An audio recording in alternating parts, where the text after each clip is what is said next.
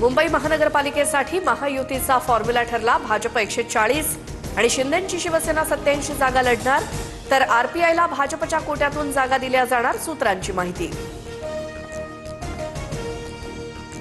राज्यातील अनेक महापालिका अजित पवारांची राष्ट्रवादी स्वबळावर लढणार। मुंबई, ठाणे, कल्याण, डोंबिवली, मीरा भाईंदरसह पुणे, पिंपरी चिंचवड, नाशिक आणि सोलापुरातही राष्ट्रवादी महायुतीत नाही।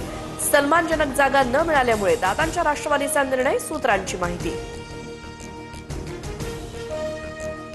रोहित पवार, अमोल कोल्हेंची अजित पवारांसोबत 1.5 तास चर्चा। एकत्र लढण्याबाबत अजितदादांसोबत प्राथमिक चर्चा झाली, कोल्हेंची माहिती। तर बैठकीतल्या चर्चेबाबत प्रतिक्रिया देताना अजित पवारांचं नो कमेंट्स। पुण्यामध्ये दोन्ही राष्ट्रवादीची युती जागा वाटपामुळे रखडली। पवारांच्या राष्ट्रवादीकडनं 40 ते 45 जागांची मागणी, तर अजित पवारांकडनं साधारण 30 जागा देण्याची भूमिका।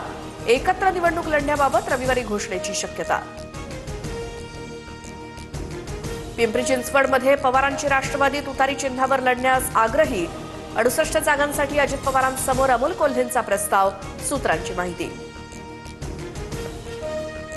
पुण्यात शिंदेंच्या शिवसेनेत नाराजी नाट्य। नीलम गोऱ्हेंच्या घरासमोर कार्यकर्त्यांचं आंदोलन।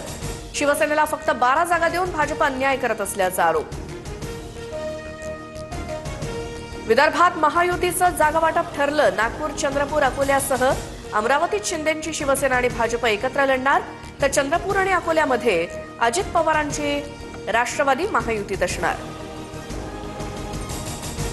हायकोर्टानं विकास गोगावलेंचा अटकपूर्व जामीन फेटाळला। महाड नगर परिषदेच्या मतदानावेळी विकास गोगावलेंकडनं राष्ट्रवादीच्या कार्यकर्त्यांवर हल्ला। 29 जणांविरोधात गुन्हा दाखल। सातारा ड्रग्ज प्रकरणातील मुख्य सूत्रधार कोण? एकनाथ शिंदे जवळच्या माजी पोलीस अधिकाऱ्याचा उल्लेख करत राऊतांचा आरोप।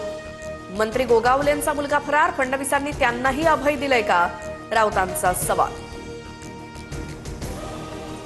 कोल्हापूरच्या प्रभाग क्रमांक 20 मधील नागरिकांचा निवडणुकीवरती बहिष्कार।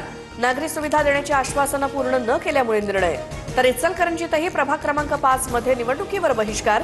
40 वर्षात प्रभागात विकास न झाल्याची नाराजी।